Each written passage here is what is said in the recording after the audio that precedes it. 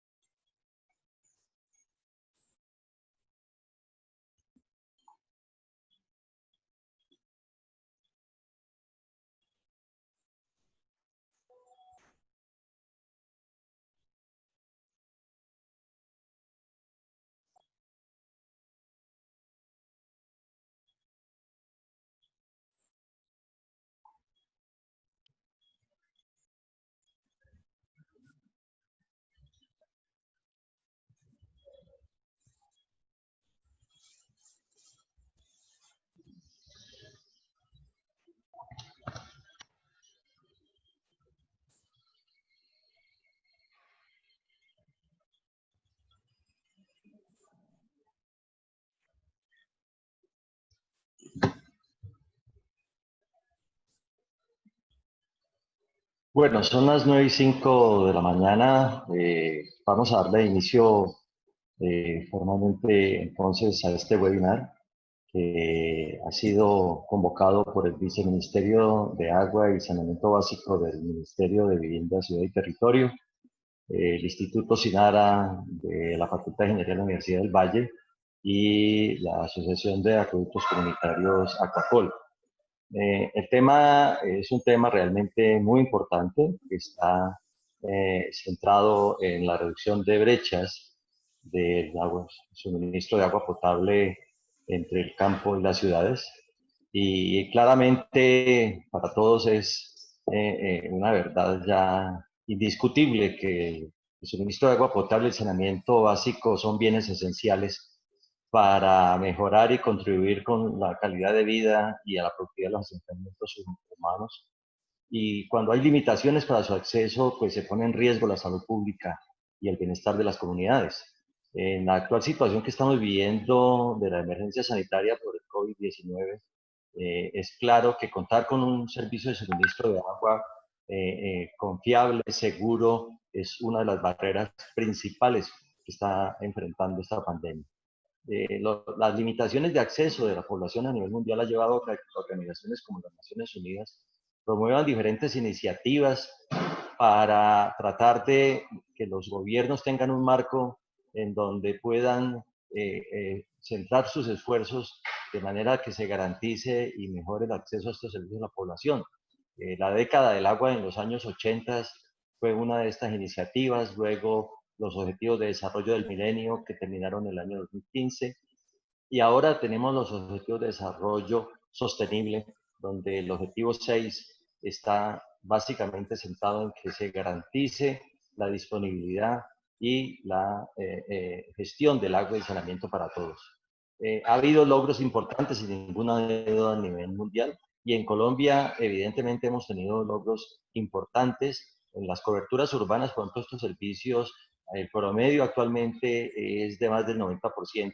Sin embargo, el DNP señala que existe una brecha entre la zona urbana y la rural en promedio en el acceso a estos servicios de más del 20%. Y en calidad de agua se ha mejorado mucho igualmente. En el índice de riesgo de calidad de agua, el IRCA, la Superintendencia de Servicios Públicos Domiciliarios reporta que entre el año 2012 y el 2017 más de 100 municipios reciben agua sin riesgo. Se pasó de 426 a 530 aproximadamente municipios donde el IRCA me señala que se recibe agua sin un riesgo para la salud pública. Pero en la zona rural, la información disponible de la Superintendencia, del Ministerio de Vivienda, es que solo el 42% de la población que vive en la zona rural está recibiendo agua potable, agua que no tenga ningún riesgo para la salud pública. Entonces los retos son enormes y por ello se viene trabajando muy duro, y este webinar entonces tiene la participación de tres actores muy importantes en este proceso. De un lado, el Viceministerio de Vivienda, del Viceministerio de Agua y Saneamiento Básico, del Ministerio de Vivienda, Ciudad y Territorio, donde tendremos la presentación del señor viceministro, el doctor José Luis Acero Vergel, quien va a tocar el tema de logros, avances y tareas pendientes. Tendremos la participación de la academia a través del profesor Luis Darío Sánchez Torres, director del Instituto SINADA de la Facultad de Ingeniería de la Universidad del Valle, quien en su presentación va a hablar del tema de sistemas alternativos de suministro de agua potable en pequeños sistemas. Y tendremos la participación de un actor en el territorio, del presidente de Acuacol, de la Asociación de Acueductos Comunitarios, que tiene presencia en más de 40, tiene afiliados de más de 40 acueductos comunitarios en el departamento del Valle del Cauca y Cauca, a través de su presidente, el señor Jorge Luis Amaya. Entonces, es un webinar que tiene tres actores y que hay experiencias y hay desarrollos que pueden ser de mucha utilidad para nosotros. Vamos a tomar nota de las preguntas que ustedes vayan formulando a través del chat para agruparlas y podérselas presentar a los ponentes, porque vamos a tener al final media hora donde los ponentes puedan atender las preguntas e inquietudes que tengan los participantes. Y este webinar va a ser grabado y se los estaremos haciendo llegar a sus correos electrónicos que ustedes escribieron. Entonces, gracias por atender esta invitación y le damos la palabra al señor viceministro de Agua y Saneamiento Básico, al doctor José Luis Acero Vergel. Muy buenos días, Edgar. Buenos días a todos los que se conectan. Doctor Luis Darío, Jorge Luis, un gusto estar con ustedes. Hemos ya compartido varios espacios y como siempre, pues, igual para mí es un placer y hablar de estos temas de agua y acceso al agua en el sector rural, pues es algo que hemos tenido desde siempre, desde que llegamos al gobierno presente y que está en constante desarrollo, ya que son retos estructurales que tiene el país y que esperamos poder contribuir en el gobierno, poder superar. Mi nombre ahí del webinar, Sabali Alejo, es el nombre de mi hijo. Cambié de computador hoy, que es el que usamos para sus clases, y no pude cambiar mi nombre, pero solo como para que no se pierdan las referencias y están viendo ahí mi nombre abajo del video. Pero pues un gusto estar con ustedes.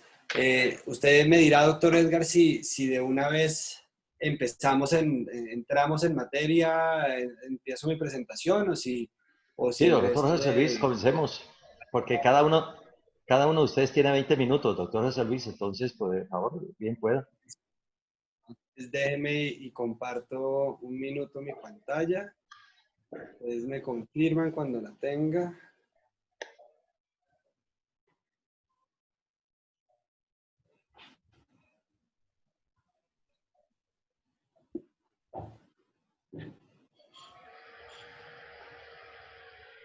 Sí, ya se ve la pantalla, doctor José Luis. Ahora, si me confirman, ¿qué pasa? Ahí pasé a la segunda slide. Ahí está bien, ahí se ve, ahí se ve. ¿Sí? Sí, señor. Listo, entonces déjeme, doctor Edgar, les voy a decir, o sea, la idea de esta presentación es correr sobre, pues muy rápidamente cubrir cómo está el campo colombiano hoy en día, cuáles son los principales retos que tiene la prestación del servicio en las zonas rurales. También voy a hacer un barrido rápido de cuáles son las medidas que tomamos o que hemos tomado durante la emergencia que nos permiten acelerar y expandir y tratar de garantizar el acceso al agua a todos los colombianos, incluyendo en las zonas rurales. Y hacer un par de reflexiones sobre esos dos temas que nos dejan ya para abrir la conversación y tener un diálogo un poco más abierto. Doctor Jorge Luis, yo creo que usted ha visto esta presentación, sin embargo, pues es la base y también pues voy a mostrar qué es lo que hemos avanzado durante el gobierno desde que se lanzó el programa Agua al Campo ya hace más de año, yo creo que casi año y medio en la ciudad de México. Entonces, nosotros como país, y hay que empezar diciendo, hemos hecho un recorrido en las últimas décadas sostenido y constante hacia la universalización del servicio público de agua potable y saneamiento básico. Nosotros en la década de los 80s estábamos en una cobertura de agua potable de por encima del 55% y de una cobertura de saneamiento cercana al 50%. Y así hemos ido, digamos, incrementando el acceso con una expansión mucho más pronunciada,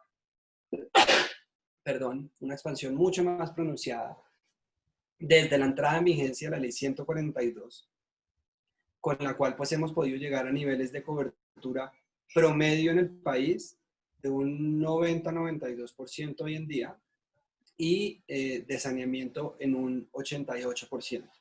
Esto, comparado con el resto del mundo, por ejemplo, con América Latina, pues estamos en un nivel de cobertura de pronto cercano al promedio del resto. Estamos por encima de África, estamos por encima del sureste asiático y pues todavía debajo, obviamente, de países de la OCDE y los países europeos. Sin embargo, pues este avance constante, pues esos promedios esconden la realidad que hay y la disparidad que hay entre los sectores urbanos, las zonas rurales, los barrios informales y acá, por ejemplo, hice la diferenciación, por ejemplo, en zonas mucho más apartadas o que han sido afectadas por el conflicto como las zonas PD. Mientras en las ciudades colombianas tenemos una cobertura ya casi del 98%, en las zonas rurales el promedio llega a un poquito más del 70%. En las zonas PEDET, por ejemplo, en los 171 municipios PEDET, estamos hablando de un promedio de cobertura de apenas el 24%. Y esto se replica pues, en los diferentes indicadores del sector, como en el indicador de calidad del agua y en el indicador de continuidad. Nosotros lo que hemos estudiado es que existen 4 factores que nos ayudan a responder el porqué de estas diferencias. ¿Sí? No es simplemente, y esto lo podemos discutir ahora, lo que se logró en esa aceleración de la expansión fue pues una aproximación, si se quiere, bismarckiana del acceso a los servicios del Estado. Esto pues viene de Bismarck en Alemania, que era, bueno, primero tenemos que llegarle a todos con educación, con servicios, después nos concentramos en la calidad, por ejemplo. Después nos concentramos en la sostenibilidad. Entonces, esta aproximación, pues, digamos que no sé si los que concibieron las leyes y obviamente pues en el marco de la centralización de la Constitución del 91 tenían esta aproximación, pero digamos que se puede en un contexto conceptual decir que sí, en efecto hemos avanzado, ahora nos toca dar los siguientes pasos. Sin embargo, ese modelo que existe hoy en Colombia, que ha sido exitoso desde el punto de vista de la expansión del acceso, pues tiene unas bases que se empiezan a convertir en cuellos de botella ya cuando uno llega a un punto en el cual el que estamos ahorita, que llegar a las zonas más apartadas, llegar a las zonas rurales, llegar a las zonas donde no existen los mercados, que ese mismo modelo pues digamos, se ha construido en las últimas décadas, es donde empezamos a ver esas falencias y es donde el Estado tiene que entrar a corregir ese tipo de cosas y es donde tiene que entrar a focalizar sus acciones. Entonces, estos son, digamos, como los principales retos. Lo primero es que lo que vemos es que las inversiones en las zonas rurales son insuficientes. ¿Esto qué quiere decir? Colombia es un país urbano. Colombia es un país urbano desde la segunda mitad del siglo XX. Acuérdense que el mundo es un mundo urbano desde el 2010. En 2010 se pasó esa línea en que más del 50% de la población habita en zonas urbanas. Y Colombia está en un nivel de cerca del 77% de urbanización. Sin embargo, en este sector lo que vemos es que a pesar de que todavía se concentra 23% de la población en los sectores rurales, la inversión que va hacia los sectores rurales de este sector es apenas el 4%. O sea, históricamente ha sido muy baja y estos son los promedios que nosotros hemos visto y que en parte ayudan a responder esa desigualdad que hay actualmente en el acceso. Lo segundo es que los proyectos que se estructuran y se presentan a través de los sistemas, digamos que ustedes saben que este es un sector descentralizado. Esto quiere decir que la responsabilidad de la prestación de los servicios, de la estructuración de los proyectos, es responsabilidad de los entes territoriales, de los alcaldes. Y lo que se ve es que hay una disparidad muy grande entre lo que se presenta para los sectores urbanos y lo que se presenta para los sectores rurales, haciendo el caveat que lo que se presenta para los sectores urbanos también es bastante deficiente. O sea, esto es un problema estructural del sector que se agrava para los sectores rurales, sin embargo que hay que corregir, digamos, y eso es un tema que le estamos metiendo mucho, que hay que corregir y es la buena estructuración de los proyectos. Esto parecería trivial, pero no lo es. No lo es. Mucha gente piensa que simplemente lo que hay que buscar es plata para canalizar, ¿sí? Es simplemente un problema de asignación de recursos, pero no es solo eso, ¿sí? Lo que nosotros hemos visto en el país es que a pesar de que hay pocos recursos, lo que encontramos es que hay menos proyectos listos para asignar esos recursos, ¿sí? Listos quiere decir que estén bien estructurados, que tengan la gestión predial lista, que tengan los permisos ambientales listos, o sea, que puedan ser de verdad ejecutados sin que haya después demoras, sin que haya después sobrecostos, sin que haya problemas de contratación que no sea transparente. Así que lo que vemos nosotros es que cerca del 90% de los proyectos que son para el sector rural, que son evaluados por nosotros, que pasan por la ventanilla del ministerio, son proyectos que no sirven. Son proyectos que no logran un concepto técnico y son proyectos que se quedan por ahí en los anaqueles. De los que pasan, es decir, del 10% que pasa, el 80% de esos proyectos tienen que ser reformulados. Es decir, inclusive pasando, y estos son datos históricos de lo que trabaja el ministerio, inclusive lo que pasa y es aprobado en comité técnico, tiene que ser reformulado en su mayoría. Esto es una tragedia porque además de que les doy unos datos, la inversión per cápita, y esto es otro tema que digamos es un desincentivo en la inversión en los sectores rurales, la inversión per cápita en los sistemas rurales pues es significativamente mayor que inversión per cápita en un sistema en zonas urbanas. En promedio, en una zona urbana, la inversión per cápita es cerca 170.000 pesos de lo que se requiera, pues inversión en capital. Bocatomas, nos vamos a los cascos urbanos, la inversión sube a 1.2 millones de pesos per cápita, es decir, ya el salto es extremadamente alto. Y si nos vamos a las zonas rurales dispersas, las estimaciones es que la inversión per cápita se llega a más de 3.2 millones de pesos. Entonces, la diferencia entre hacer inversiones en el sector urbano y en el sector rural desde el punto de vista, digamos, del impacto que tienen en número de personas es significativo y eso es un desincentivo. Y esto agrava aún más la situación, es decir, si apenas destinamos unos pocos recursos, si esos recursos, pues digamos, el número de impacto, el número de personas es menor, pero además nos estamos gastando mucho más tiempo y además reformulando los proyectos, pues termina siendo una bomba de tiempo que entra a ese círculo vicioso de no invertir en las zonas rurales. Otro tema que tengo entendido también va a tocar ahora el profesor Luis Darío son los temas de la aproximación de estructuras y soluciones alternativas al servicio. Acuérdense, nosotros, Edgar, pues fuimos, en el 2018 se emitió el primer RAS rural de América Latina. Nosotros hemos sido el gobierno que le hemos metido el acelerador a la adopción de las infraestructuras y los mecanismos y las soluciones alternativas para poder llegar a estas zonas. Y lo que hemos tratado es de acelerar la adopción de esos mecanismos en los diferentes departamentos. Entonces, esto, además que también parece trivial, pero no lo es. Es algo que, incluyéndolo, es aprender de lo que no se ha podido ejecutar bien y llegar a esos puntos para poder acelerar el tema. Entonces, lo que hemos visto en este momento es que apenas 5 departamentos pues ya han optado de manera, a través de los PDAs de manera activa, ya la promoción de soluciones alternativas para el abastecimiento de agua en zonas rurales. Entonces todavía pues nos queda un camino bastante largo por recorrer en ese sentido.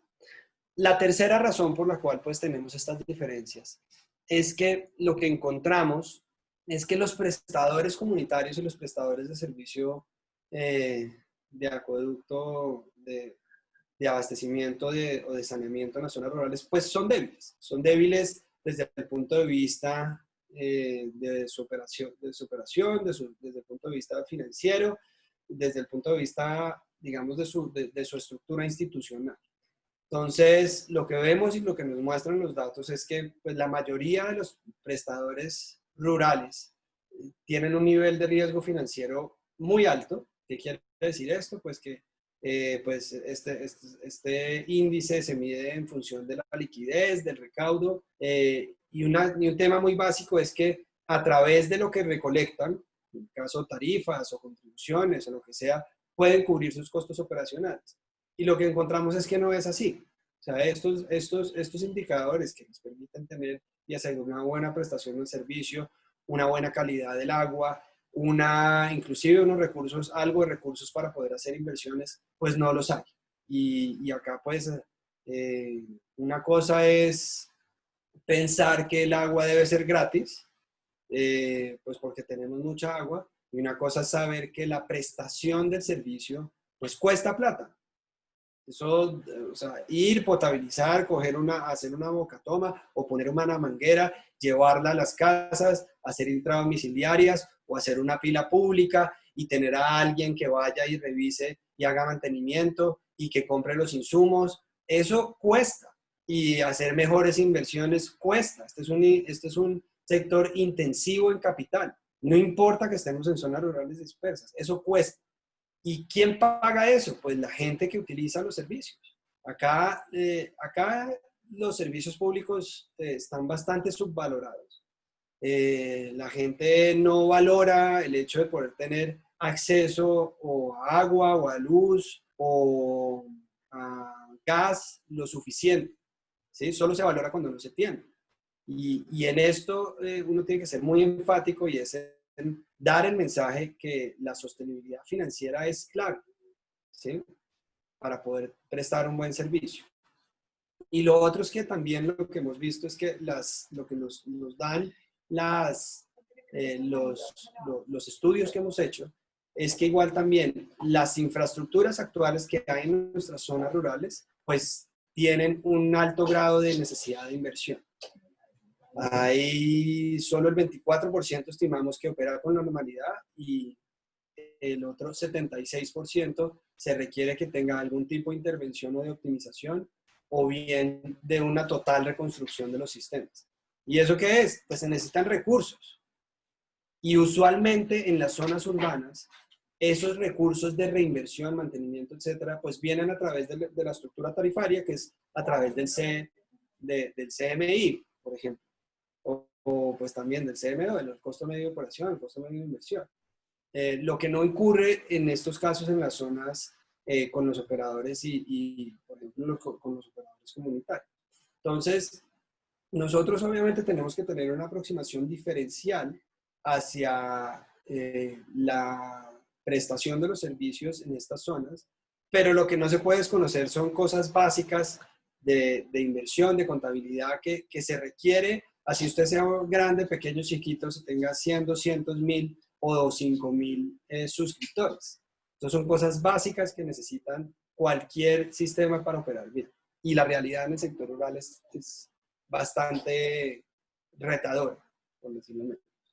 Entonces, uno de los datos es que, pues, y por obvias razones, pues la mayoría de los prestadores rurales tienen muy pocos suscriptores, entre 0 y 500.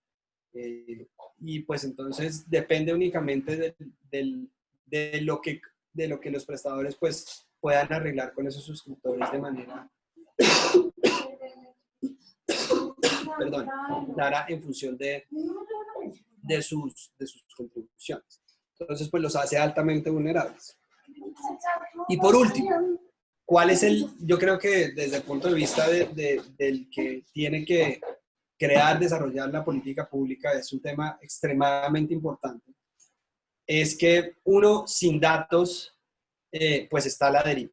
Uno sin información no termina de hacer una buena política pública. Sin información es muy difícil, termina en función de las anécdotas que hay en el territorio, y eso en últimas pues no tendrá la repercusión y el impacto que uno desea a nivel nacional, ¿sí? La política pública no se puede hacer en función de anécdotas. Y lo que vemos en el sector rural es que no hay información. Obviamente esto no es simplemente un problema de este sector, es de muchos sectores en el país, pero pues en este sector es crítico. O sea, la información que tenemos sobre el funcionamiento, sobre la calidad, sobre el saneamiento y el acceso a agua en los sectores urbanos, pues es casi toda. Nosotros, si apenas tenemos el 3% de los municipios que no prestan una buena información en los sectores urbanos, es completamente lo opuesto en el sector rural. O sea, en el sector rural no tenemos información sobre, por ejemplo, calidad del agua, no tenemos información sobre la capacidad de los prestadores, no tenemos información, digamos, sobre las necesidades reales que tienen cada una de esas comunidades. Entonces, esto es algo que nosotros también pretendemos y estamos avanzando para poder corregir eso. Si no tenemos, hasta que no tengamos una buena información en este país, no vamos a poder avanzar de una manera más rápida y decidida. Así que, en resumen, ¿cuáles son los principales, digamos, las realidades que hay y que causan esa diferencia y esa brecha grande entre los sectores urbanos y rurales? Es que, uno, no hay recursos suficientes de inversión. Dos, todavía hay proyectos de muy baja calidad en su estructuración para las zonas rurales. Tres, los prestadores también se ven muy débiles comparado con el resto de los prestadores en el país. Cuatro, no tenemos buena información, no tenemos buenos datos para poder tomar mejores decisiones.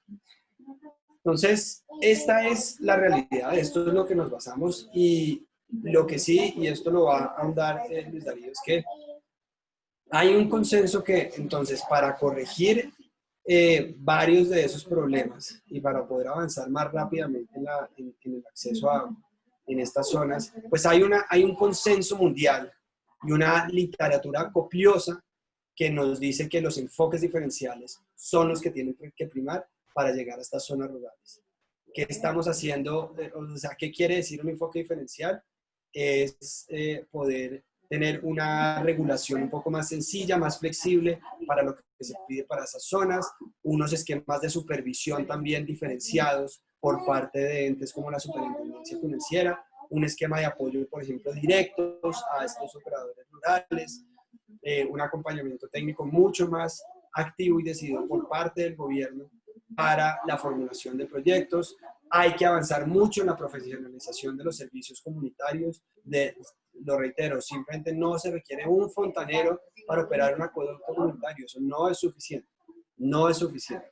Se necesitan mayor profesionalización y mejor recaudo para tener buenos y trabajadores óptimos que puedan garantizar ese servicio. Asimismo, los tipos de contribuciones, contrataciones, mejor dicho, los esquemas diferenciales es lo que nos permitiría llegar a esas zonas más apartadas. Esquemas de pilas públicas, esquemas de recolección diferencial, esquemas de potabilización en casa, por ejemplo, que eso no se usa en los sectores urbanos. Eso es lo que se tiene que flexibilizar, internalizar en la regulación y ser promovido por el gobierno. Esto además también no solo desde el punto de vista de la literatura, del consenso en los diferentes centros de pensamiento mundiales, sino también pues ya se ha visto unas muy buenas experiencias a nivel de país y pues solo en el vecindario, todos los países de América Latina, muchos países de América Latina pues tienen sus programas para los sectores rurales, que nosotros también siempre vemos. A nosotros nos interesa mucho es conocer qué hay también por fuera, conocer cómo se comporta nuestro sector por dentro y poder adaptar las mejores prácticas para el sector. Perdón. Es por eso que pues nosotros lanzamos el programa de Agua al Campo, ya normalmente hace, como lo dije, ya casi nos vamos para 2 años, para corregir estos cuatro realidades, ¿no? A ver, si canalizamos mayores recursos, si podemos estructurar proyectos de mejor calidad, si podemos acompañar el fortalecimiento de los prestadores y además podemos hacer una recolección de información mucho más amplia para poder tomar mejores decisiones. Entonces, sobre este esquema es que nos estamos moviendo. Me voy a saltar porque ya estoy llegando a los 20 minutos. Pero lo que hemos avanzado hasta el momento es que nuestra idea es poder llegar a unas 700.000 personas directamente en los sectores rurales para poder mejorar la calidad del servicio en sus casas. Nosotros ya de 1.102 municipios, por ejemplo, en el avance del diagnóstico con el sistema de información CIASAT, hemos ya llegado a 478 municipios, porque la idea es cubrir todo el país. Ya vamos por un poquito menos de la mitad. Así que vamos en el camino correcto. Nosotros ya hemos con esto pues diagnosticado casi 6.000 comunidades en todo el territorio. De fábricas de proyectos ya a través de los departamentos y los PDAs, pues tenemos ya establecidas 4 fábricas de proyectos a nivel regional. La idea es llegar a 13 cuando finalice el gobierno. Las mesas territoriales con los departamentos, pues ahorita ustedes saben que los cambios de gobierno, pues también hemos tenido una disminución y con el tema de la emergencia, pues ha habido, digamos, una adaptación, si se quiere, con las nuevas administraciones. Hemos hecho 2, ¿sí? La idea es poder llegar a todos los 32, hacer estas mesas de asistencia técnica con todos los departamentos. Y a esto le vamos a meter el acelerador ahora.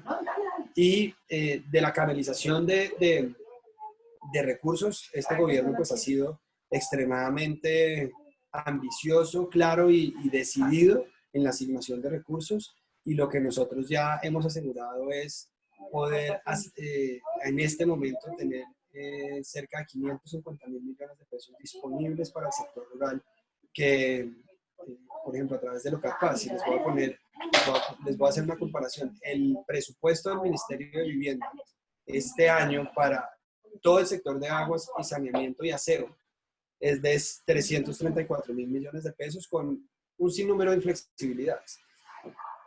El hecho de que nosotros le estemos asignando este año, pues eso era por bien, pero se están asignando este año 500.000 millones de pesos por parte de Locatpaz, es una apuesta de sí. O sea, es demostrar con plata, con recursos, que sí le apostamos al campo y que sí queremos cambiar esa razón, por ejemplo, de inversión que hay entre los sectores urbanos y rurales, que ha sido un problema estructural del sector. Entonces, para nosotros, digamos, 3 lecciones hasta ahora con la implementación de este programa es que, uno, pues el conocimiento del territorio es fundamental para formular esas soluciones sostenibles. Lo que hemos hecho es trabajar de la mano con las comunidades, con los alcaldes, con los líderes sociales, para que nos digan cuáles son las, digamos, a través del CIASAR y cuáles son sus necesidades. Esto, pues nosotros no pretendemos hacer política pública desde Bogotá, y no pretendemos hacer política pública para el sector rural simplemente desde los palacios municipales, sino yendo a los territorios para conocer qué es lo que las comunidades necesitan. Lo segundo es que la apuesta más grande pues es la inversión a través de medios alternativos de abastecimiento. Por ejemplo, en el sector de La Guajira, la cobertura, la idea es llegar al 70%, pasando de un 4 al 70, es a través de estos métodos alternativos, de los módulos de pilas públicas, los cuales ya llegamos a una cobertura del 9%, este año vamos a llegar casi al 30% con este tipo de sistemas, y ya los estamos empezando a replicar en otras zonas aisladas y dispersas del país. Y pues por último, la importancia de trabajar con los prestadores. Nosotros, y esto siempre el gobierno ha sido muy abierto, nosotros tenemos una apuesta de largo plazo, una política de Estado sobre la regionalización de los servicios públicos en este país. Hay 1.103 municipios que ya han probado en comunas y hay más de 3.500 operadores. Y esto pues no se ve en ninguna otra parte del mundo. Esto no tiene ningún sentido y eso es lo que en este punto del acceso es lo que, de las cosas que tenemos que entrar a corregir. Necesitamos empresas más grandes, necesitamos empresas que aglomeren más mercados para poder canalizar mayores inversiones y asegurar la prestación del servicio en zonas donde antes no se pueden prestar. Sin embargo, y siendo claros que la apuesta también es la regionalización, también somos conscientes que las zonas rurales dispersas tienen otra connotación que seguramente, por lo menos en las próximas 3 décadas, la política de regionalización no va a llegar allá. Nosotros todavía estamos lejos de que eso pase y esto pues es una discusión también que en el marco, por ejemplo, de las discusiones que tenemos con los representantes de los acueductos comunitarios y rurales, pues nos dicen, no, así quieren acabar con los acueductos y quieren que una empresa privada venga. Pues yo lo primero que respondo es, pues yo no quiero que nadie se robe o quite un acueducto, yo lo que quiero es que haya agua para las familias, ¿sí? Que la preste uno grande, chiquito, mediano, con capital mixto, público, privado, pues a uno no le debería importar, y yo soy extremadamente abierto sobre eso, uno lo que tiene que importar es que haya agua de calidad en las casas de la gente, ¿sí? A precios justos, porque es que se necesita sostenibilidad, y asegurando la sostenibilidad de dicha prestación cuando hay sequías, cuando hay lluvias, cuando hay problemas. ¿Sí? Eso es lo que a uno le tiene que importar. Y nosotros lo que es claro es que estos acueductos son extremadamente importantes para llegar a esas zonas. Entonces lo reconocemos y nuestra apuesta es por fortalecerlos, ¿sí? Vuelvo a repetir, la regionalización no va a llegar en el corto plazo allá. Es una política clara para los próximos 30 años, pero estamos de acuerdo que esto no va a llegar pronto a las zonas rurales dispersas. Así que el gobierno no puede ignorar eso y lo que tiene que hacer es apostarle al fortalecimiento y además a una relación directa entre el gobierno nacional y los prestadores. Esto es algo que no había pasado. Así que estas son como las 3 lecciones. Yo creo que me estoy extendiendo mucho. Voy a ir muy rápidamente, denme 3 minutos más. 3 minutos, doctor José Luis. Listo, sí, porque ya estamos un poquito con el tiempo. Sí. No, a mencionar 3 cosas. O sea, en el marco de la emergencia nosotros hemos sacado más de 25, 30 medidas ya en este sector para acompañar a las familias en sus en el pago de los servicios públicos, para garantizar a expandir el acceso y además también garantizar la sostenibilidad de los servicios. Entonces, tres de esas 25 medidas que hemos tomado que le pegan al sector rural. Uno, la flexibilización para que el SGP pudiera financiar medios alternativos de abastecimiento. Esperamos llegarle a unas 2.3 millones de personas con esto. Dos, y es algo que vamos a lanzar y se va a anunciar en los próximos días, acá estoy chiviando al ministro y al presidente, y es que vamos a tener subsidios directos por parte del gobierno nacional para los acueductos rurales. Estamos esperando canalizar unos 40.000 millones de pesos en los próximos 6 meses de aquí a diciembre para poder apoyar también esa operación y garantizar que hay operación durante esta emergencia, y que también pues los sectores rurales que ven mermados sus ingresos, pues que las contribuciones que se hacen a dichos acueductos pues no sean tampoco afectados. Entonces, que esto es un tema innovador, es un tema completamente diferente, nunca se había hecho, y es una apuesta al gobierno por estos prestadores.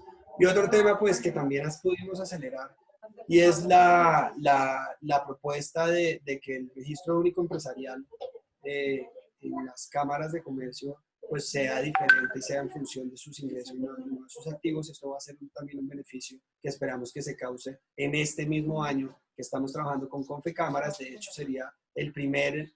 Confecámaras pues tiene una aproximación, todas las cámaras usualmente en el mundo y en la OCDE, que es un tema que uno va evolucionando, pues causan este tipo de cosas sobre sus ingresos y sus activos. Colombia sigue sobre sus activos, pero es una discusión muy dura con Confecámaras. Pero aceptaron a que los acueductos rurales sean el piloto para empezar a implementar esa medida en Colombia, así que esto también es una muy buena noticia para él. Así que muchas gracias por el espacio, sé que me extendí, este es un tema que a mí me apasiona y estoy disponible y atento para continuar esta conversación. Doctor José Luis, muchísimas gracias, una muy interesante presentación. En el chat hemos recibido unas 4 o 5 preguntas que están muy interesantes. Como andamos un poquito limitados de tiempo, la idea sería, doctor José Luis, si de pronto usted revisa su chat, lo mira y nos damos un margen al final para poder hacer respuestas de preguntas que realmente hay muy interesantes. Vamos a pasar entonces a la presentación del profesor Luis Darío Sánchez. Tiene 20 minutos entonces para poder avanzar en el desarrollo del webinar. Profesor Luis Darío Sánchez, tiene usted la palabra. Bueno, muy buenos días y primero que todo agradecer al viceministro por abrir este espacio de diálogo, no solamente con el sector académico, sino también con las comunidades.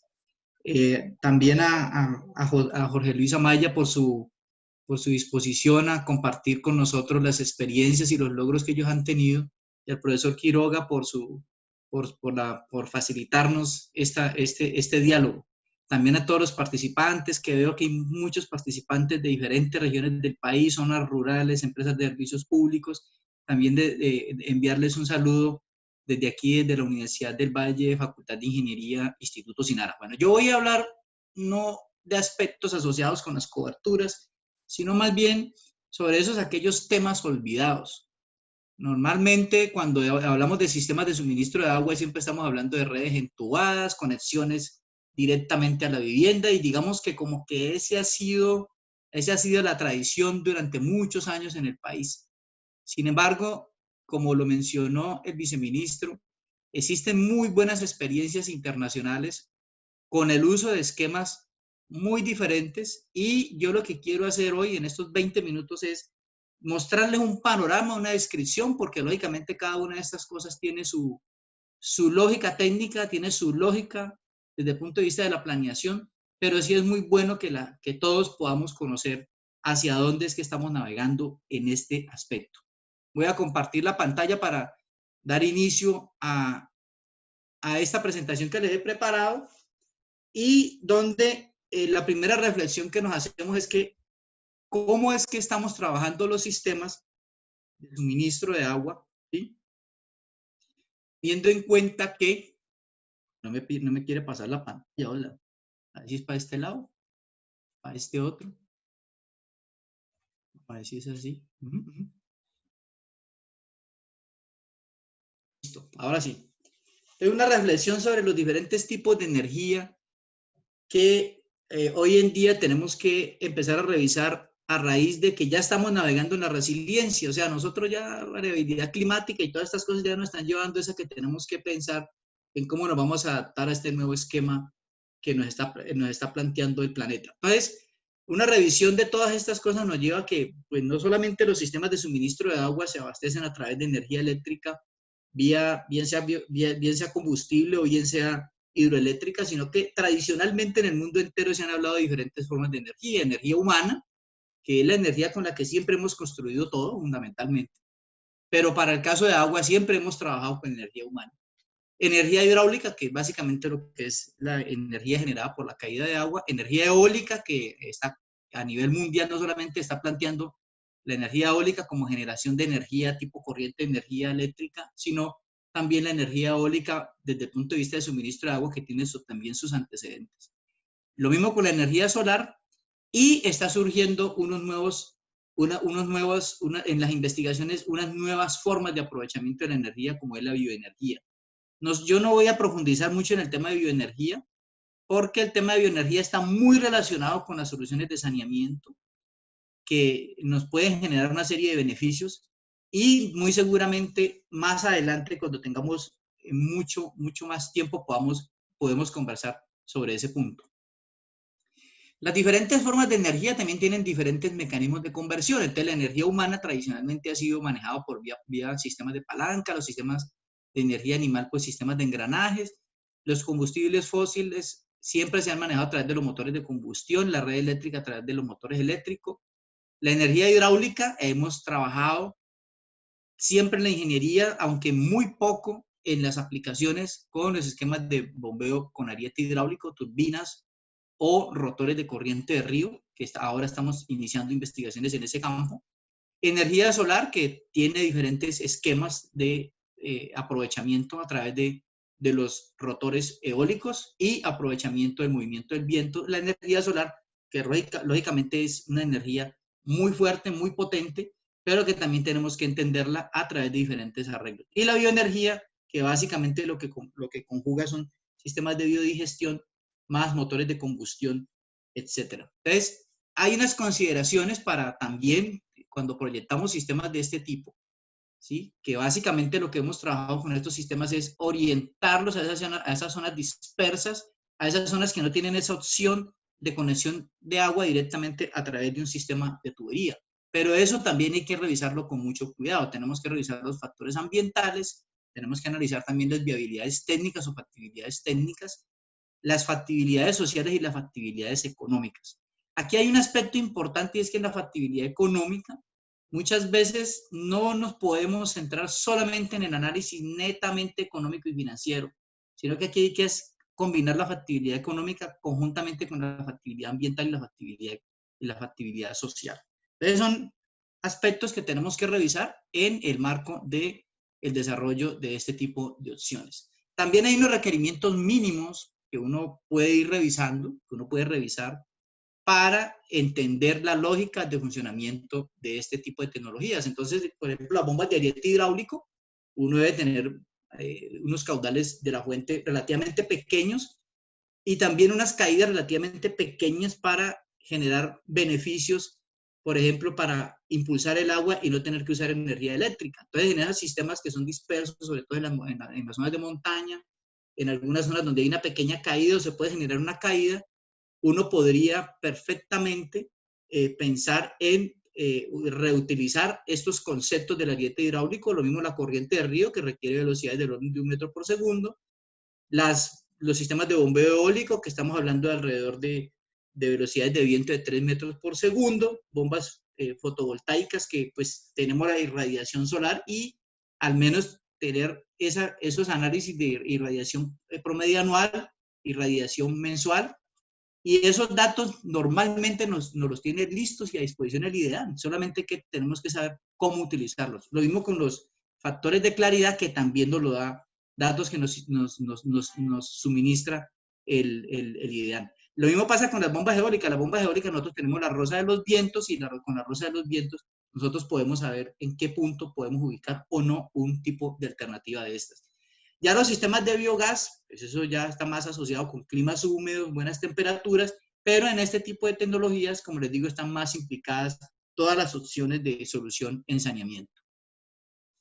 Veamos una revisión muy rápida de esquemas que son muy útiles. Yo los he visto en muchas áreas de Centroamérica, en Sudamérica, también en los países africanos y los países asiáticos, y han funcionado muy bien. Por ejemplo, los esquemas de bombeo manual. Esto ya requiere energía humana. Entonces, aquí en esta figura les estamos mostrando pues, lo que son los componentes fundamentales, pero esa estructura como tal es una estructura muy sencilla. Lo más complejo de diseñarle a una bomba de mano es básicamente el pistón de succión. Y el principio básicamente con el que trabaja un pistón de succión es un movimiento recíproco, de arriba a abajo, y cuando está arriba, pues se está haciendo una succión o ingreso del agua, y cuando está abajo, se está cerrando la válvula de cheque para que el agua que subió no se devuelva. Entonces, estos esquemas son muy interesantes. ¿Por qué? Porque estos esquemas permiten solucionar problemas complejos con agua segura, y ahora vamos a ver cómo ha evolucionado el conocimiento de esto. Aquí hay un arreglo, estos son cuando se hace el arreglo final de un sistema de bomba manual, pues uno tiene que garantizar que tenga unos accesos seguros, que no vayan a haber recontaminaciones por acceso de animales o por dificultades o limitaciones de higiene o saneamiento de la comunidad. Entonces, este es un documento muy reciente de la Organización Mundial de la Salud, donde está indicando pues, los diferentes componentes, pero también los cuidados que tienen que existir alrededor de este tipo de soluciones, que son, como les digo, las hemos visto funcionar en vivo y en directo en muchos sistemas y son muy efectivas. Lógicamente que si ustedes ven, todas estas opciones no llevan conexión a la vivienda, son sistemas que hay que trabajar mucho con la comunidad, porque son sistemas en los cuales hay que hacer el acarreo. El acarreo del agua es fundamental. La localización, ubicación y planificación, donde van a quedar estos tipos de soluciones, es fundamental tenerlos presentes. Mire que las bombas de mano, pues ahí están, ahí les he hecho un pequeño resumen sobre lo que se requiere pues, para uno proyectar un sistema de eso, que es conocer muy bien la profundidad del nivel de agua, lo mismo la fuerza de la persona que va a accionar la bomba, el diseño de la bomba como tal. Esas bombas, muchos de estos sistemas de bombeo se pueden hacer directamente, o sea, uno los mismos los puede fabricar. Yo tengo, en el curso que tengo en la universidad, los estudiantes son capaces de fabricar su bomba, cada uno su bomba de mano, y hay unos diseños muy interesantes que se pueden practicar también con las comunidades. Y lógicamente el ajuste de la producción. Pero miren, lo interesante de esto es que hace muchos años las bombas de mano estaban muy limitadas para extraer agua desde el fondo de la tierra. Llegábamos a 15, 10, 15 metros. Hoy en día hay bombas de mano en donde podemos sacar agua desde 50 metros de profundidad. Lógicamente, en la medida que la profundidad se incrementa, se reduce la producción en el sistema, pero son variables a tener en cuenta en el momento de planificar y diseñar. Un aspecto importantísimo que hemos descuidado un poco, el tema de los nacimientos de agua. Los nacimientos de agua también implican acarreo, pero los nacimientos de agua son muy interesantes porque normalmente también nos dan calidad. Entonces hay muchas comunidades donde pueden tener sus nacimientos de agua, y esos nacimientos de agua deben estar bien protegidos, debe garantizarse una técnica de tal manera que ellos estén protegidos para que tengan una sostenibilidad a través del tiempo. Yo conozco nacimientos de agua que llevan muchísimos años trabajando, funcionando, pero lógicamente tienen todos sus cuidados. Por ejemplo, acá también la OMS recomienda tener una serie de barreras de seguridad, manejar muy bien los drenajes superficiales, manejar muy bien el agua que la gente no utiliza para no ir a generar daños, protegerlo de que no haya un proceso de recontaminación o acceso de animales en el sistema. Entonces, fíjate que nacimientos de agua también son unas opciones muy interesantes que las comunidades tienen a la mano, y los ingenieros también tienen a la mano, las instituciones tienen a la mano, y que son técnicas que muchas veces las hemos olvidado, como les digo, pensando solamente en la planificación de sistemas entubados. Las pilas públicas, que también habló el señor viceministro, mire, las pilas públicas son opciones muy interesantes, sobre todo en zonas dispersas, en zonas rurales donde hay mucha dificultad para tener el acceso a una fuente de alta cantidad. Pero hay que tener en cuenta una serie de variables. Yo hice un resumen aquí de las variables más importantes, los criterios más importantes, que son lógicamente la población, la demanda, los factores de demanda, Pero ahí el 4 y el 5 y el 6 son fundamentales, el número de fuentes públicas y la distancia a caminar para que la gente pueda ir fácilmente por el agua. Los factores de desperdicio del agua porque existen y los factores de eficiencia que están muy asociados al diseño, fundamentalmente el tipo de pila y la forma como yo capto el agua. Quiero vamos a mostrar una foto de un ejemplo. Esto es un trabajo que hicimos hace muchos años en el Pacífico colombiano en el instituto, donde llegamos a un acuerdo con la comunidad donde íbamos a tener sistemas de pilas públicas, pero no eran pilas, sino que eran tanques públicos.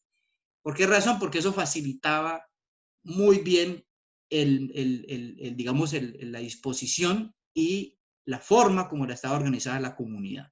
Estos trabajos normalmente requieren que el proceso de diseño sea hecho con la comunidad. Yo he visto ahora en los documentos que he leído que se han dejado espacios que me parecen muy buenos, que se han dejado espacios donde en el diseño la comunidad pueda participar en los procesos de selección. Entonces uno puede llegar a unas soluciones de este tipo con la participación de la comunidad. Otro tipo de técnica, el ariete hidráulico. Miren, el ariete hidráulico es una cosa que sencillamente es un fenómeno hidráulico que toda la vida hemos conocido que ocurre. Los ingenieros cuando trabajamos las redes de distribución calculamos el golpe de ariete para evitar que nos dañe tuberías. Aquí nosotros necesitamos que se genere el golpe de ariete, pero para que él pueda impulsar el agua. Entonces, fíjense que una pequeña caída, aquí se ve la presa, necesita básicamente una presa, una tubería independiente, un sistema de bomba de ariete, y nos puede bombear el agua a estos sistemas son muy buenos para bombear agua a grandes alturas. Y normalmente también se pueden fabricar, o sea, estos sistemas los puede uno fabricar directamente con la gente, otros pues aprovechando que ya existen lógicas de mercado, entonces también se pueden comprar en el mercado, pero en un momento determinado uno también lo puede fabricar, ¿sí? Básicamente, ¿qué necesita uno? Generar una caída hidráulica suficiente para que él funcione. Nosotros hemos hecho pruebas en la universidad con algunos estudiantes que han diseñado su sistema de ariete hidráulico y la prueba las hacemos con diferencias de altura de menos de 1 metro, del orden de 0.70, 0.80 centímetros, para mirar qué altura nos puede dar en una situación crítica. Normalmente esas alturas, cuando tiene alturas muy pequeñas, diferencias de altura pequeñas, uno puede bombear perfectamente a 3, 4, 5 metros de altura. Entonces, fíjense que es muy bueno en este tipo de problemas. O sea, estos sistemas son muy interesantes en aquellas comunidades donde no hay posibilidad de que entre gasolina, donde no hay posibilidad que entre CPM, donde no hay posibilidad de interconexión eléctrica, o también porque uno tiene, por ejemplo, limitaciones con energía solar o energía eólica. Entonces, estos sistemas también pueden funcionar muy bien. Entonces, básicamente es como para que ustedes repasen, algunos ya conocen, otros no, cómo es una bomba de ariete hidráulico. Mire, este es el corazón de una solución de estos. Es básicamente la clave aquí es esta válvula de impulso que sube y baja. Al subir y bajar genera una onda de choque y esa onda de choque impulsa el agua al sistema de conducción de agua y lo que hace la recámara de aire es garantizar que haya uniformidad en la distribución y la bomba, válvula que aparece de descarga ahí, lo que hace es que se cierra cuando pasa la tanda de agua para que no se vaya a devolver. Te fijas que son esquemas muy sencillos en los cuales de verdad que sí podemos generar soluciones y también podemos generar conocimiento. Ahora están trabajando muchos esquemas de ariete hidráulico ya no con válvulas de ese tipo y no, por ejemplo, con válvulas de resorte. Un tema que no podemos dejar de discutir, la energía solar. La energía solar es muy interesante porque tenemos un potencial muy grande. Mire que la energía radiante emitida por el sol es de 3.8 por 10 a la 20 megavatios. Entonces, eso es 10 y 20 ceros para allá. Eso es una cosa impresionante. Sin embargo, cuando llega a la Tierra no nos llega toda esa cantidad. ¿Por qué? Porque ahí en el dibujito estoy explicando.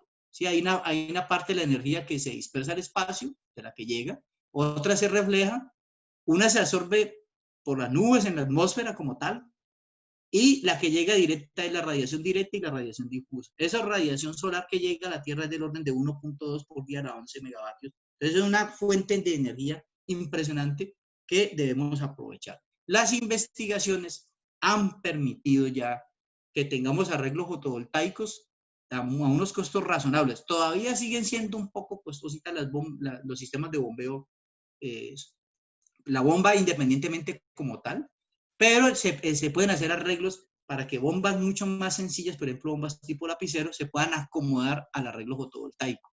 Entonces, nosotros para los arreglos fotovoltaicos fotovoltaicos, pues ¿qué tenemos? Sencillamente un panel solar, un motor, una bomba, en este caso una bomba superficial, y también podemos tener lo mismo, pero una bomba sumergible. Entonces, fíjate que ya la técnica y en la lógica del mercado colombiano ya se puede acceder tanto a paneles solares como a motores, como a sistemas de bombas. Lo costoso muchas veces de estos elementos son los factores de conversión de energía solar a una energía que facilite el funcionamiento del conjunto motor-bomba.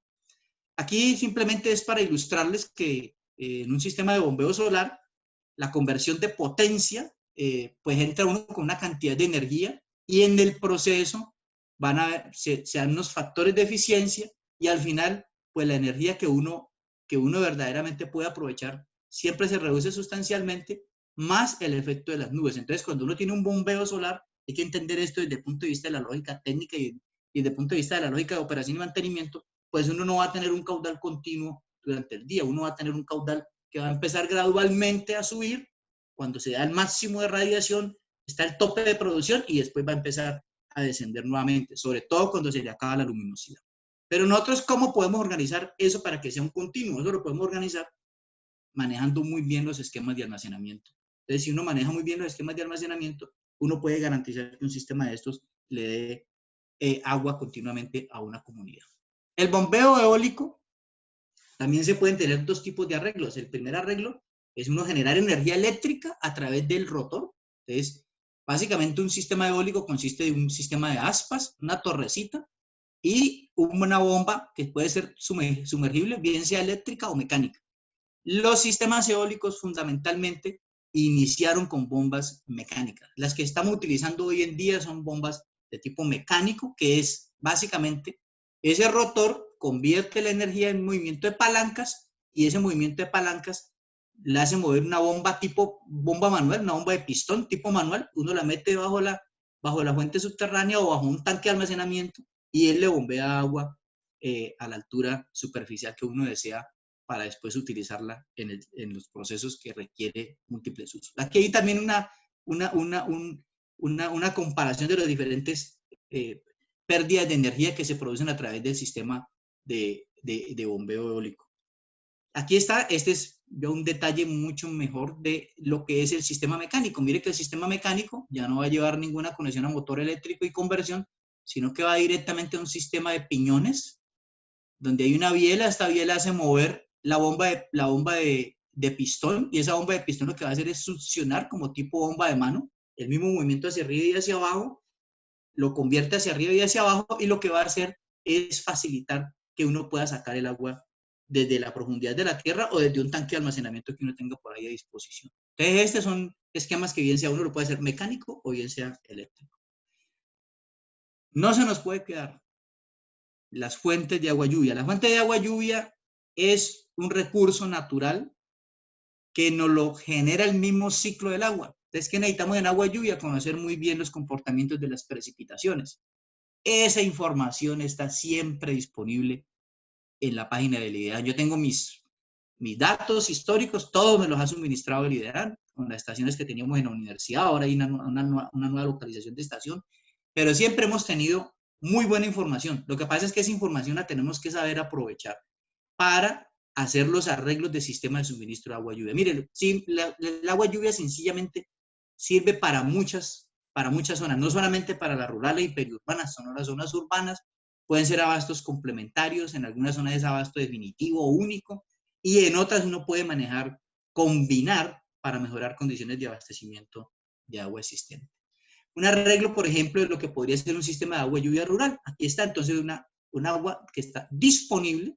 Muchas veces nos hemos quedado es que el agua lluvia tenemos que garantizar la potabilidad. Miren, la cantidad que se requiere de consumo directo es menor a los otros usos que se tienen a nivel de la vivienda. Entonces, muchos de esos usos pueden ser suplidos directamente por sistemas de agua lluvia. También estamos haciendo investigación sobre tratamiento, pero en lo fundamental es aprovecharla. ¿En qué? Consumo, mantenimiento de la vivienda, aseo, la agricultura, todo lo que es producción de alimentos en la vivienda, la cría de los animales. Y si nosotros combinamos, por ejemplo, agua lluvia rural con, por ejemplo, los sistemas de microirrigación, las ventajas que vamos a tener en términos de productividad y en términos de manejo de la cantidad de agua es impresionante. ¿Por qué razón? Porque la microirrigación nos lleva a ahorros del orden del 85 al 95% de agua. Entonces, es una cosa, es una lógica que tenemos que aprender a conectar. Ya nosotros en la universidad empezamos a hacer investigaciones sobre el tema de la microirrigación conectada, no solamente a agua y lluvia, sino muchas otras cosas, porque tenemos que dar una plena garantía del uso eficiente y ahorro del agua. Pero también el agua lluvia, cinco minutos, ¿listo? profe. Ok, pero también el agua lluvia es muy útil, ya voy a terminar, Edgar, también el agua lluvia es muy útil en las edificaciones. En las edificaciones estamos desperdiciando gran cantidad de agua que está de muy buena calidad. Para muchos usos, no necesariamente los de consumo. Es lavado de jardines, mantenimiento de fachadas, mantenimiento de patios, mantenimiento de piscinas, todos los arreglos que uno quiera y sostenimiento de zonas verdes, también en fuentes luminosas, uno los puede manejar con sistemas de agua lluvia. Bien, para la muestra un botón, estos son los edificios de los Juegos Olímpicos, el Nido de los Pájaros, por ejemplo, 70% de sus necesidades se satisfacen con agua lluvia, Centro Olímpico de Convenciones colecta agua lluvia para baños y irrigación, el Gimnasio Olímpico tiene esas otras cosas. Finalmente, porque yo sé que me quedan mis 5 minutos, yo no quiero terminar con una conclusión aquí, sino más bien con una reflexión. Miren, muchas de todas esas técnicas que yo les he comentado, hoy en día se están investigando fuertemente para el tema de resiliencia. Ya hay propuestas como la del doctor Despomier que plantea que ya en un futuro nosotros vamos a tener edificios para la producción de alimentos. Y para eso es fundamental aprovechar agua lluvia, energía solar, energía de biomasa. Los experimentos que se han hecho han demostrado que se tiene una muy buena lógica desde el punto de vista de la sostenibilidad ambiental y de la sostenibilidad económica. Pero eso nos lleva a que tenemos que trabajar con, por ejemplo, el desarrollo de la hidroponía y la microirrigación. Entonces, mire que combinar todos esos conocimientos es fundamental para trabajar y abordar estos temas de resiliencia. Adicionalmente, mi último mensaje es, todos los esquemas que hemos visto, pues seguramente hay más, pero todos esos esquemas que hemos visto en una comunidad, uno puede tener diferentes técnicas que se pueden aplicar, no necesariamente una sola. Por ejemplo, uno puede combinar nacimientos de agua, que lo hemos hecho en proyectos con agua lluvia, entonces uno puede combinar, lo mismo que uso de bombas manuales con nacimientos.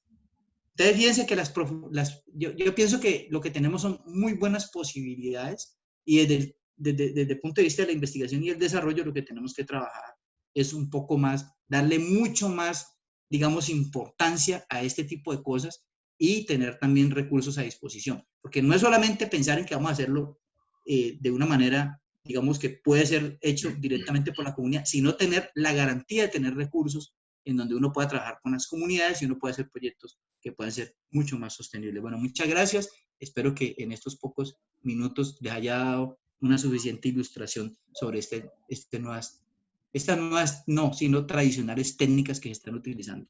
Gracias. Profesor Luis Darío, muchas gracias. Muy interesante la presentación. Por allí algunos de los participantes tienen interés en conocer si se puede hacer un proyecto en una comunidad rural, en La Castilla, pronto para que usted mire y pueda hacer contacto. Y igual han llegado más preguntas para el señor viceministro a raíz de su presentación, que son muy interesantes y vamos a tratar de tener el tiempo al final, después de la presentación que sigue, de a ver si el doctor José Luis puede dar respuesta a algunas de las inquietudes de los participantes.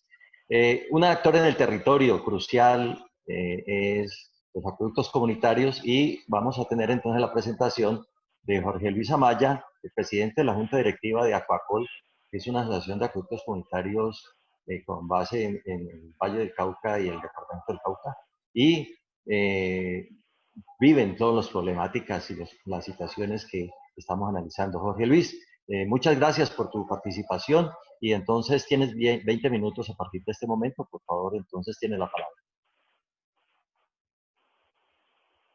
Bueno, muy buenos días, profe. Muchísimas gracias por la invitación pues, a la universidad, al Instituto Sinara. También pues agradecer al viceministro que hace presencia también en este webinar y a todos y cada uno de los participantes que nos acompañan. Y bueno, empezaré pues mostrando un poco sobre lo que ya se ha hablado, que ha hablado el señor viceministro, y que también se ha hablado por parte del profesor Luis Darío. En ese marco de todo esto que es agua y saneamiento para la ruralidad, pues hay unos logros, hay unos retos y por supuesto que hay unas perspectivas frente a lo que es el deber ser y debería ser el ideal en el tema de agua y saneamiento a nivel de la ruralidad. Pero antes de entrar en todo este tipo de discusión, es importante definir y darles a conocer a los asistentes qué es la gestión comunitaria del agua y el saneamiento en Colombia y en general en América Latina. Es un fenómeno muy particular de América Latina. Uno no encuentra gestión comunitaria del agua ni en Europa ni en Asia. En África hay unos países que la tienen. Norteamérica tiene gestión comunitaria del agua. Y en Colombia, esa gestión comunitaria del agua data más o menos desde el siglo XX, que surge a mediados del siglo XX, que surge precisamente por esa necesidad de tener el recurso en las comunidades. Para no solamente usos domésticos, sino también para todos los usos asociados a la producción, obviamente, del campo, de la sostenibilidad de la familia. Y es una manera en que los vecinos identificaron que era más fácil abastecer de manera colectiva y era más conveniente. Entonces, la gestión comunitaria del agua es una gestión social y una autogestión de las comunidades. Y es esa expresión más alta, digamos, de la participación que ayuda y determina en una comunidad o en un territorio el desarrollo no solamente del campo y del saneamiento, sino también de toda su estructura social frente a lo que se quiere ser como comunidad. La gestión comunitaria del agua va más allá de simplemente ser una prestación del servicio. Esa es parte de la gestión, pero es todo el territorio compuesto desde la microcuenca, desde la producción y el del ser mismo como gestores, como gestión del territorio. Hay unos principios de la gestión comunitaria del agua básicos que se han ido construyendo y a partir de los cuales nació esta gestión. Y el primero es el respeto, que tiene que ver con cada una de las diferentes formas que hay de ser en las comunidades. La cooperación, que es importantísima, sin cooperación no habría gestión del agua, y la solidaridad. O sea, los acueductos comunitarios creemos y estamos casi convencidos, y no solamente nosotros, sino en general quien nos investiga, que si alguien garantiza el derecho humano al agua en el país y en América Latina, son los acueductos comunitarios, y eso se debe justamente a estos tres elementos. ¿Cómo se materializa esa gestión comunitaria del agua? A través de la conformación de asociaciones de usuarios o de una organización o un esquema organizativo que genere ese proceso de administración y de estructura para sostener, obviamente, la organización. Y allí en ese espacio de organización comunitaria, pues se toman, obviamente, decisiones y se crea la figura, pues, de lo que conocemos como acueducto comunitario. Que en el caso de Acuacol lo llamamos OXAS, que son organizaciones comunitarias de servicios de agua y saneamiento. ¿Qué somos o qué hacemos las OXAS dentro de ese proceso de gestión del agua? Aparte de hacer unas labores obviamente administrativas, de facturación, de recaudo, atención a los usuarios, o temas de labores de operación y mantenimiento, de reparación de daños y todo esto, también apoyamos procesos comunitarios de desarrollo comunitario, territorial y del cuidado del ambiente. O sea, es clave. Sin agua, sin una cuenca adecuada, sin una cuenca en buen estado, de ahí para abajo no hay nada, no hay vida, sencillamente. Y para las comunidades y para la gestión comunitaria del agua, lo más importante es el agua. Y eso tiene unos niveles. Un nivel que es el administrativo financiero, un nivel comercial, un nivel operativo, un nivel social y un nivel, por supuesto, ambiental. Todo eso confluye en el qué hacer del día a día de los acueductos comunitarios a través de sus juntas directivas y a través del personal de apoyo que se tenga y a través de las otras estructuras de apoyo que hay. Comunidad, academia, instituciones del sector privado, instituciones del sector solidario, organizaciones comunitarias ambientalistas, etcétera, que también hacen parte y ayuden en esa gestión de los acueductos comunitarios. Dentro de la gestión comunitaria del agua hay un tema que llamamos el segundo nivel, y es las asociaciones de acueductos comunitarios, que es lo que viene a hacer pues Aquacol. Aquacol es una agremiación, es una organización que agremia acueductos comunitarios. Y nosotros tenemos, digamos, como se ve en esta pantalla, en esta pantalla, pues una historia. Aquacol tiene más o menos 19 años de conformarse y nació justamente de esa necesidad de tener una interlocución y una representación de los intereses y de las realidades de los acueductos comunitarios ante el gobierno nacional. Y eso ha ido generando todo un proceso de arrastre, digamos, de incidencia y de generación del valor y de las particularidades que tiene la gestión comunitaria del agua. Aquacol es quizás la primera organización de este tipo en Colombia. Hay muchísimas más ya, menos mal, pero digamos que el impulso se dio en Aquacol por allá en el año 98 en un evento agua que organiza la Universidad del Valle, y eso nos ha generado pues toda una serie de procesos que lo que buscan es fortalecer y visibilizar la gestión que hacemos los acueductos comunitarios en el contexto del país. Es esa forma de expresarle al gobierno, a las instituciones del gobierno y al sector en general, qué son los acueductos comunitarios y qué hacemos nosotros como acueductos comunitarios. Y eso nos ha llevado pues a una serie de formas y también de avance en el proceso de asociatividad. Nosotros pertenecemos a la Confederación Latinoamericana de Organizaciones Comunitarias de Agua y Saneamiento y creemos que la asociatividad también a nivel nacional, que es la Confederación Nacional de Acueductos Comunitarios, pues es una manera, una gran forma de representar a las organizaciones comunitarias. ¿Quién es Aquacol? Aquacol es una organización de segundo nivel, no gubernamental, sin ánimo de lucro. Somos de base comunitaria, rural y periurbana. O sea, estamos en esas dos, digamos, situaciones. Tenemos 50 acueductos comunitarios asociados en los departamentos del Cauca y del Valle del Cauca.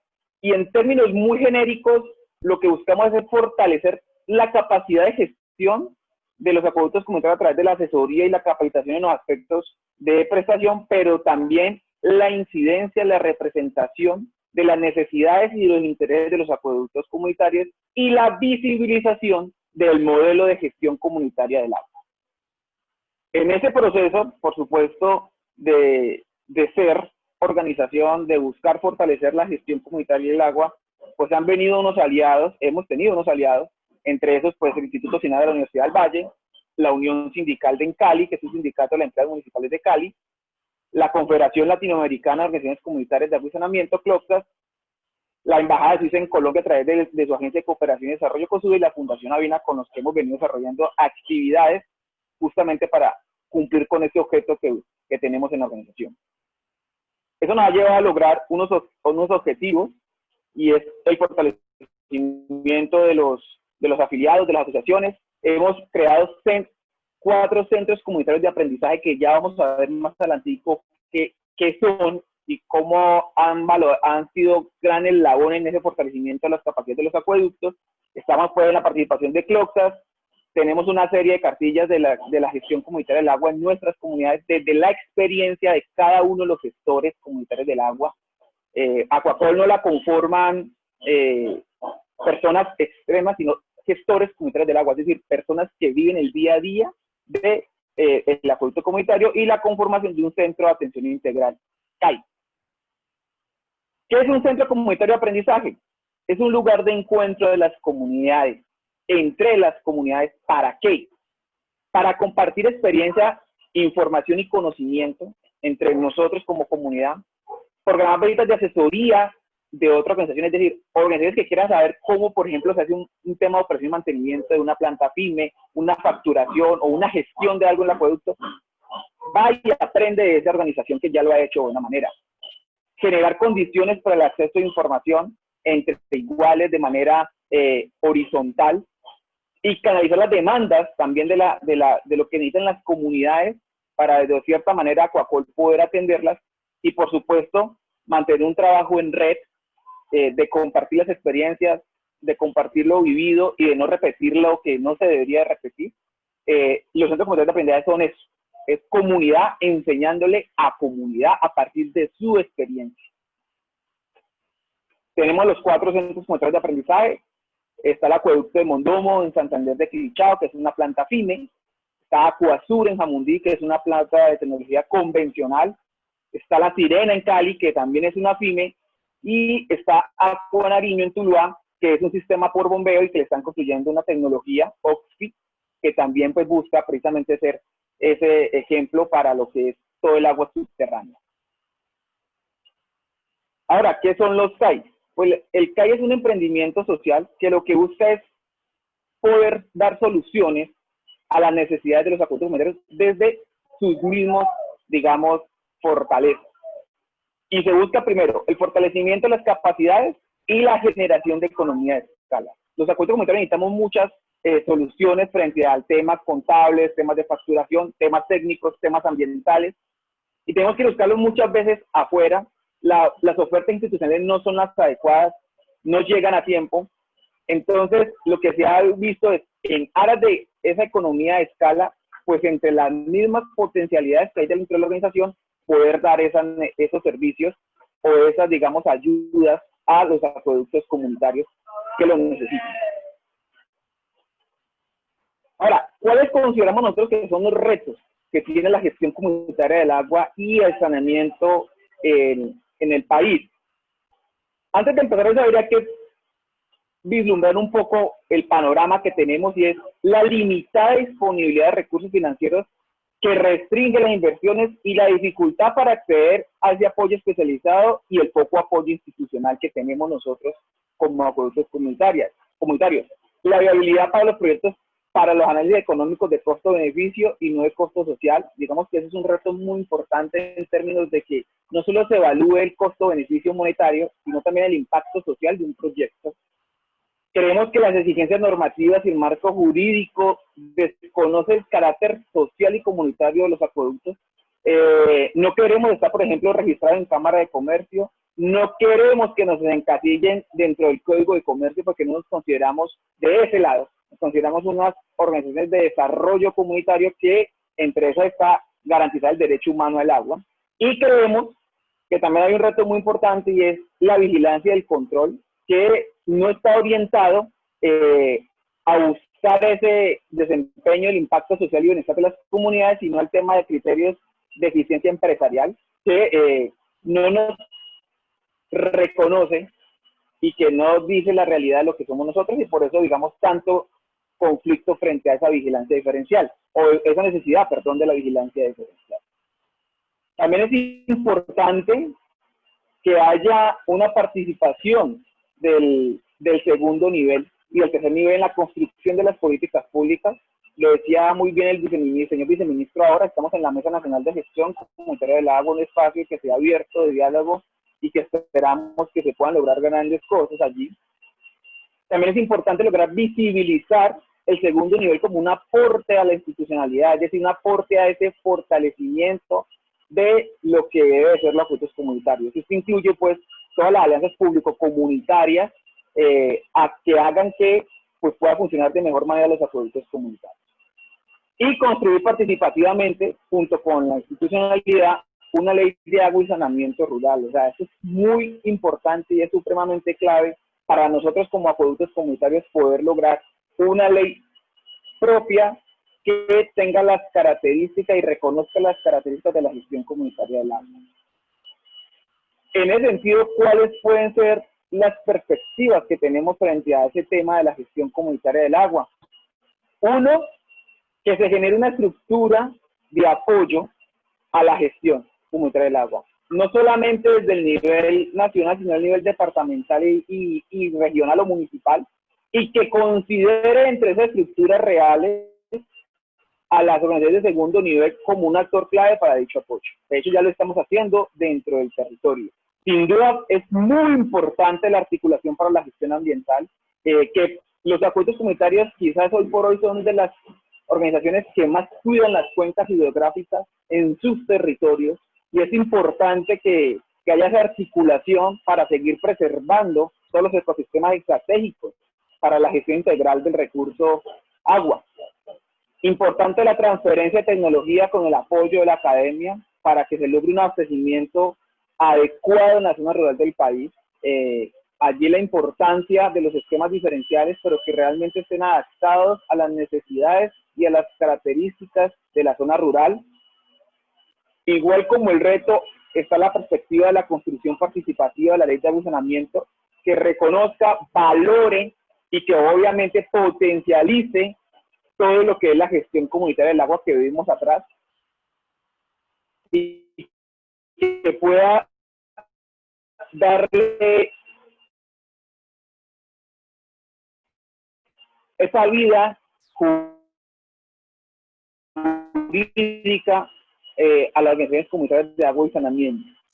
Y dicen los departamentos y los municipios y que estén acompañados nuevamente por estos niveles de asociatividad, gestión, desde todas estas visiones que se tienen en los acueductos comunitarios, desde esa necesidad de la articulación cuenca, que es importantísimo, o sea, no es solo bocatoma para abajo, sino bocatoma hacia arriba, es muy importante para los acueductos comunitarios. El tema del derecho, y tiene que ver con ese reconocimiento de la gestión comunitaria del agua, y el tema de garantía y de apoyos y esquemas de fortalecimiento que articulen los diferentes niveles de gestión que tienen en los territorios.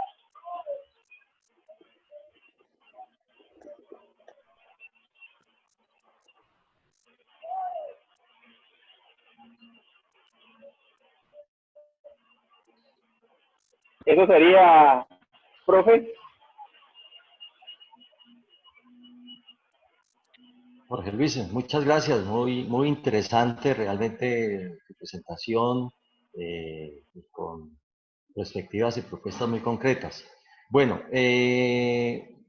pues realmente el tiempo vuela, son las 10:28 de la mañana, este webinar estaba previsto para hasta las 10:30, sin embargo, pues hay una serie de preguntas, inquietudes muy interesantes que darían para uno o más webinars para poder responder, no sé, el doctor José Luis Acero, si de pronto, cómo visualiza, porque es que realmente pues entendemos que el tiempo suyo y el tiempo de los participantes pues, es limitado porque estaba previsto para hasta las 10:30.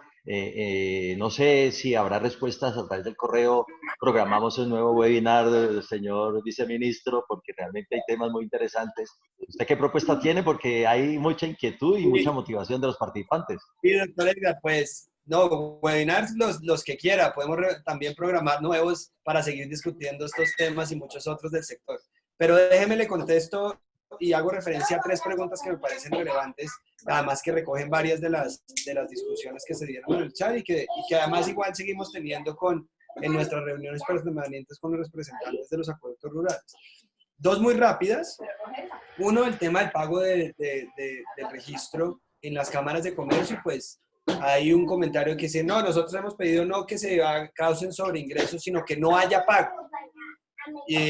¿Por qué? Porque no hemos visto retribución alguna en el hecho de nosotros tener que registrarnos. Entonces, mi respuesta es la siguiente. Uno, definitivamente nosotros sí creemos que es necesario que las cámaras, que los acueductos rurales sean parte de estas instituciones, que hagan los registros como el resto de actividades que se registran en las cámaras de comercio. Compartimos la preocupación de que no ven la retribución de estar adscritas a las cámaras. Lo que no creemos es la solución de simplemente quitar el pago y que se registren como entidades sin ánimo de lucro, por ejemplo, en las gobernaciones. Esto tendría menos retribuciones, ¿sí? Lo que nosotros tenemos que trabajar, y eso estamos haciendo, es que las cámaras puedan, por ejemplo, habilitar los espacios de capacitación en los temas que ya vimos que son débiles, en temas contables, en temas operativos, y que les sirva a esas plataformas para eso. Entonces, tratar de solucionar un problema, ¿sí? Apalancándonos en estas plataformas con expertos que ellos pueden movilizar. Entonces, es importante ese paso que estamos dando, pero lo digo acá abiertamente, y es, la idea no es de ninguna forma salirse de este sistema, que además es un tema de requerimiento legal, y que más bien lo que podemos hacer es un problema que tenemos en los acueductos rurales, que además bien lo decía lo decía Jorge Luis, y es que pues el tema de la capacitación es clave, ¿sí? Y estos espacios no los podemos perder y el gobierno nacional no va a dejar que se pierdan estos espacios. Segundo, el tema, hay una pregunta sobre el SUI rural. El SUI rural lo que viene es lo que se está trabajando ya, hay espacios de trabajo 2 semanales con representantes de acueductos rurales para la vigilancia diferencial por parte de la superintendencia. Y eso incluye la forma de registro al SUI, ¿sí? Que en últimas termina siendo un SUI rural. Ya se está implementando, entonces, pues, antes que se pedía el número de concesión de concesión de agua, ya no se va a pedir, sino simplemente adjuntando la personalidad jurídica. Mejor dicho, se está flexibilizando y reduciendo los trámites para que sea mucho más ágil ese registro, que la vigilancia sea diferenciada, y eso se está afinando, y eso en últimas pues viene a consolidar esa idea del SUI rural para poder tener esta aproximación diferenciada. Ya son las 10:32 y hay un tema que yo quería traer a colación, que más bien le propongo, doctor Edgar, que lo traigamos en otro espacio, porque es un tema de discusión enorme y tiene que ver hay muchas expresiones y de quejas sobre el tema desde el punto de vista no de la prestación del servicio, sino del abastecimiento y del conflicto que hay entre los diferentes usos, ¿sí? Y hay mucha gente que se queja que el modelo extractivo colombiano, que promueve las mineras, que promueve la explotación de petróleo, etcétera, y eso afecta a las fuentes hídricas. Eso es una conversación, digamos, que obviamente está relacionada con el abastecimiento, no solo de las zonas rurales, sino de las zonas urbanas. Pero es una conversación que tiene que ser alrededor de un modelo económico, es alrededor de una gestión del recurso hídrico integral, que no solo me compete a mi, digamos, a mi cartera, sino es un tema de intervención de la oferta y la demanda, donde tiene que entrar el Ministerio de Ambiente, donde tienen que entrar las corporaciones autónomas regionales, donde tiene que entrar una visión también de desarrollo, en la cual, como bien lo ha dicho el presidente, lo que es de conservar produciendo y producir conservando, porque nosotros también el modelo de desarrollo económico lo que tiene que tender es a ser mucho más sostenible sin pretender cambiarlo de manera drástica, porque si no generaríamos consecuencias también inimaginables en la posibilidad de darle servicios y acceso y bienestar a todos los colombianos. Entonces, esto es la traje simplemente para mencionarla, para proponerle que hagamos otro webinar sobre ese tema mucho más amplio, porque es una discusión fascinante que simplemente pasa por la prestación del servicio, que es lo que nosotros nos tenemos que concentrar en este sector, es asegurar que los acueductos, obviamente, tienen una fuente de donde sacar, pero tienen la capacidad de potabilizar, tienen la capacidad de mantener, tienen la capacidad de cobrar. Las familias que son conscientes tienen que tener también la capacidad de pago, que eso es lo que hemos discutido ahorita en este espacio. Entonces, estos serían mis comentarios y les agradezco de nuevo, doctor Edgar, Luis Darío y también Jorge Luis por compartir conmigo este panel, y a todos los que están conectados, pues un saludo y un abrazo muy grande. José Luis, muchas gracias, excelente. Pues yo creo que, así como usted lo plantea, pues sería interesante que pudiéramos coordinar y hacer un seriado de webinars, porque pues la ventaja que tenemos en estas épocas es que podemos reunirnos virtualmente y poder hacer estos foros de discusión, porque hay preguntas muy interesantes, hay cosas que la gente tiene mucha motivación.